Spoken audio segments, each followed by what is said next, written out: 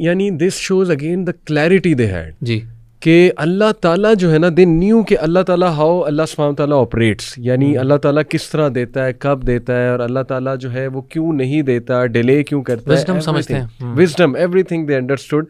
और फिर ये जो दुआएं हैं इनमें तवक्कुल भी, अल्टीमेट तवक्कुल भी नज़र आ रहा है। देखिए एम्प्टी दुआज करना जिसमें तवक्कुल नहीं है, जिसमें अल्लाह रब्बुल आलमीन को आप उस तरह से नहीं पुकार रहे, यानी कोई एट्रीब्यूट अल्लाह सुब्हानहू तआला, जैसे दुआ में अल्लाह के एट्रीब्यूट्स का वास्ता देना, ये बाकायदा नबी सल्लल्लाहु अलैहि वसल्लम ने इसकी तलकीन फरमाई है। वलिल्लाहिल अस्माउल हुस्ना फदऊहु बिहा, अल्लाह फरमाते हैं सूरह आराफ में कि अल्लाह के लिए खूबसूरत नाम है, अल्लाह को पुकारो नामों से। एग्जैक्टली, नामों जैसे आपको औलाद नहीं हो रही, आप अल्लाह को अल कदीर के नाम से पुकारें कि हर चीज़ पर कुदरत रखने वाला है अल्लाह सुब्हानहू व तआला। तो ये you should know these things, और दिस शोज योर तवक्कुल ऑन अल्लाह सुब्हानहू व तआला। और तवक्कुल की क्या वजह थी, जो आपने ये सारी बातें अनपैक की, कि तवक्कुल की वजह ही पॉजिटिविटी थी कि नो मैटर व्हाट हैपन्स अल्लाह संभाल लेगा, यानी अल्लाह मुझे नहीं छोड़ सकता, पूरी दुनिया मेरे अगेंस्ट हो सकती है लेकिन अल्लाह सुब्हानहू तआला इज़ द मोस्ट अंडरस्टैंडिंग। जैसे मैं एक लेक्चर में, यूके में मेरा एक लेक्चर था, तो विल यू बिलीव इट कि मैंने ना उसमें एक जुमला कहा, हालांकि टॉपिक कुछ और था लेकिन उस टॉपिक में मैंने वैसे ही ये जुमला कह दिया।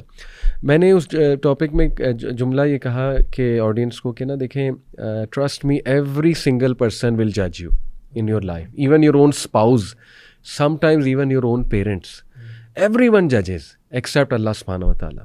जजमेंट से यहाँ मुराद है कि यानी ठप्पा लगा के बिल्कुल इंसान को वो कर देना।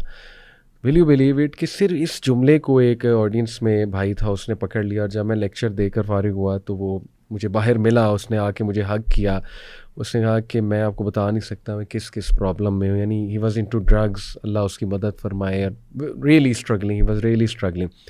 बट वो रोने लग गया, उसने कहा कि लेकिन ये जो जुमला आपने कहा है ना, ये मेरा टेक अवे आज, कि no matter what I do, मुझे पता है मैं गुनाहों में हूँ, मैं ड्रग्स में हूँ, लेकिन जो आपने कह दिया ना कि अल्लाह विल नेवर जज मी, कहता मुझे अपने आप से नफ़रत होने लगी थी, लेकिन इस जुमले ने मेरा वो होप रिवाइव किया है कि यार अल्लाह तो मुझे चाहता है ना।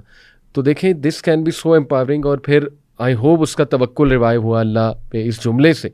तो ये सब पॉजिटिविटी है जो आपने जो है ना बयान की, सुभान अल्लाह। एक और चीज़ रेजिलियंस, रेजिलियंस बेसिकली कहते हैं कि बाउंस बैक करना। एक प्रॉब्लम आ गई है, मुहासबा कर लेना ये प्रॉब्लम क्यों आई, रेजिलियंस में सारी चीज़ें आती हैं, मुहासबा कर लेना ये प्रॉब्लम क्यों आई है, एनालिसिस कर लेना, एनालिसिस करके बाउंस बैक करना, फिर गिव अप ना करना, खड़े रहना in the face of adversity. और इसमें 3 चीज़ें मुझे नज़र आती हैं। एक रेजिलियंस थ्रू फॉरगिवनेस, वही बात जो हमने कही कि अगर तो किसी की तरफ से तकलीफ़ है तो प्रैक्टिस फॉरगिवनेस। उसके बाद दूसरी चीज़ ऑप्टिमिज़म। अब ऑप्टिमिज़म जो है ना, ये कोई ख्याली चीज़ नहीं है कि be hopeful, be hopeful. Optimism ये नहीं है कि no matter what happens be positive, नहीं। ऑप्टिमिज़म है कि इतना पुरुमीद ज़रूर होना कि आई विल डू इट इंशाल्लाह विद द हेल्प ऑफ अल्लाह, दिस इज़ ऑप्टिमिज़म। और ऑप्टिमिस्टिक लोगों और होपफुल लोगों की जो है ना वो कुछ निशानी होती है जो मैं आपको बताना चाहूँगा, और ऑडियंस को भी। साइकोलॉजी ये कहती है कि ऑप्टिमिस्टिक लोग, होपफुल लोग जो है ना, वो 2 चीज़ों को प्रैक्टिस करते हैं। उन 2 चीज़ों को उन्होंने बाकायदा एक मैकेनिज़्म को नाम दे दिया। एक उन्होंने नाम दिया पाथवे थिंकिंग, और दूसरी एजेंसी थिंकिंग। पाथवे थिंकिंग से मुराद है कि ऑप्टिमिस्टिक और होपफुल लोग जो है ना वो हाथ पर हाथ धरे नहीं बैठे रहते, वो पाथवेज बनाते हैं, पाथवे ए, पाथवे बी, पाथवे सी, यानी रोड मैप बनाते हैं कि अब ये प्रॉब्लम आ गई है, निकलना कैसे है। और अल्लाह भी इंसान से ये एक्सपेक्ट करता है, मैंने तुम्हें अकल दी है, समझ दी है, विल पावर दी है, मैंने तुम में कुछ क्वालिटीज़ रखी हैं, तो उनको बाहर लाओ। यंगस्टर्स आजकल देखें डिज़ायर्स से बहुत स्ट्रगल करते हैं, इतना डिज़ायर्स के हवाले अपने आप को कर देते हैं, सेक्सुअल अर्जिस के, कि गिव अप कर देते हैं, और बिल्कुल उनके जुमले ऐसे होते हैं कि अब कुछ नहीं हो सकता, we are destroyed, we are gone. तो देखिए उनके लिए कितनी होप की बात है कि come on let's sit, pathways बनाते हैं कि अच्छा अब मैं इस प्रॉब्लम में हूँ, तो पहला पाथवे क्या हो सकता है, इस प्रॉब्लम से कैसे निकलना है। सेकंड क्या हो सकता है, लेट्स से पहला हो सकता है कि मैं जो है ना वो अपनी नमाज़ें बेहतर करता हूँ, क्योंकि इन्ना सलाता तन्हा अनिल फ़हशाई वल मुनकर, चलो थोड़ी हिम्मत करता हूँ, सोल्यूशन ओरिएंटेड, यानी वो पाथवे। सेकंड हो सकता है किसी से डिस्कस करता हूँ। थर्ड हो सकता है कि let's try to do some positive things, और उसके रिजल्ट से मेरे अंदर सेल्फ एस्टीम बढ़ेगी, पॉजिटिविटी बढ़ेगी वगैरह। दूसरी चीज़ ऑप्टिमिस्टिक लोग और होपफुल लोग क्या करते हैं, एजेंसी थिंकिंग। एजेंसी थिंकिंग है कि सिर्फ सोल्यूशन सामने रख के बैठ नहीं जाते, वो बहुत ज़्यादा इनिशिएटिव लेने वाले होते हैं, प्रैक्टिकली यानी फ़ौरन अब उस पर अमल करना शुरू कर देते। चलो अमल करें तो सही ना, अल्लाह की भी मदद तभी आएगी ना जब आप अमल करेंगे, आपकी दुआओं का नतीजा अल्लाह तभी आपको दिखाएगा। तो ये बहुत इंपॉर्टेंट है, यानी कि पैथवेज बनाना और फिर उसके बाद उस पर एक्ट करना शुरू करना, एजेंसी थिंकिंग। मेरे ख्याल में अंबिया में ये दो चीज़ें बहुत नज़र आती हैं। बिल्कुल, ये जो आपने बात की ना, मुझे उससे एक अपनी क्लास का सवाल याद आ गया। ये जो आपने पाथवेज की बात की एंड उसके ऊपर प्रैक्टिकल कोई एजेंसीज यानी स्टेप लेना, उसमें मुझे हमारी क्लास सीरा की जिस तरह इधर वैसे में चल रही होती है, तो सीरा की क्लास में मेरे से एक सवाल ये हुआ कि खंदक की हम ग़ज़वा खंदक पढ़ रहे थे, तो उसमें सवाल ये हुआ कि अल्लाह ताला ने फ़रिश्ते क्यों नहीं भेज दिए खंदक खोदने के लिए। ठीक है, तो यानी मेरे जहन में जो जवाब आया वो मैंने जवाब आगे से यही दिया कि फ़रिश्ते ही अगर सिर्फ फ़रिश्तों ने ही काम करना होता तो बदर में भी फिर बदर में निकलने की ज़रूरत नहीं थी और मुसलमान कोई स्टेप लेते ही ना। आप अगर गौर करें ना बदर की जंग भी, तो बदर में फ़रिश्ते तब नाजिल हो रहे हैं जब अल्लाह के रसूल सल्लल्लाहु अलैहि वसल्लम और सहाबा मैदान जंग में उतर चुके हैं और लड़ाई शुरू की है उन्होंने, यानी उनके एंड पे जितने प्रैक्टिकल स्टेप्स थे वो उन्होंने ले लिए।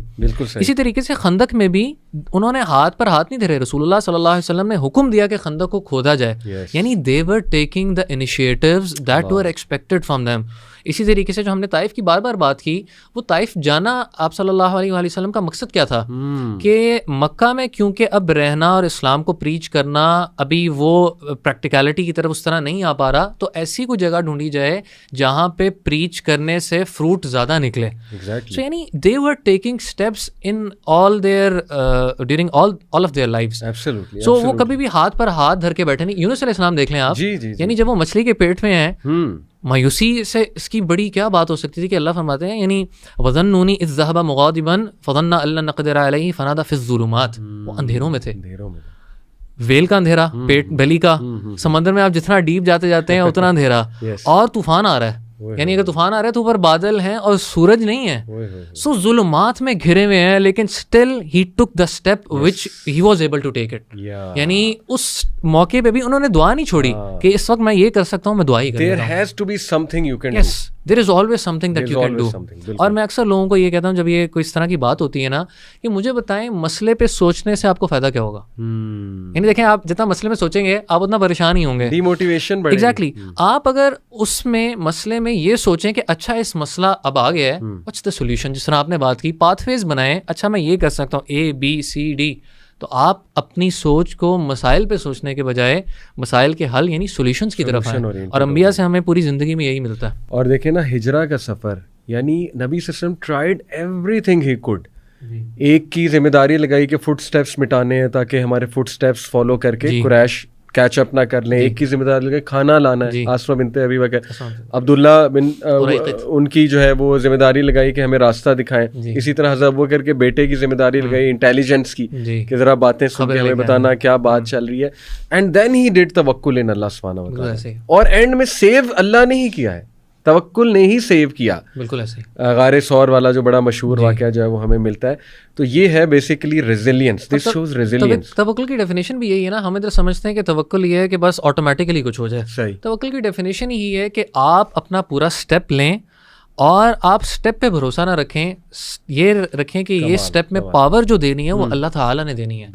यानी इब्नुल क़य्यिम रहमहुल्लाह का कौल है ना कि तवक्कुल की मिसाल एक तलवार जैसी है, कि वो तलवार की शार्पनेस और आपके हाथ के जोर के ऊपर डिपेंड करती है। सही। आपके हाथ में जितना जोर होगा, जितनी वो शार्प होगी, उसका असर उस तरीके से ही होगा। अब ये नहीं है कि तलवार शार्प है और आप उसको रखते हैं वो कोई ना कोई काम कर देगी, उसको उठा के आपको यूज करना पड़ेगा। So you have to take your steps. बिल्कुल।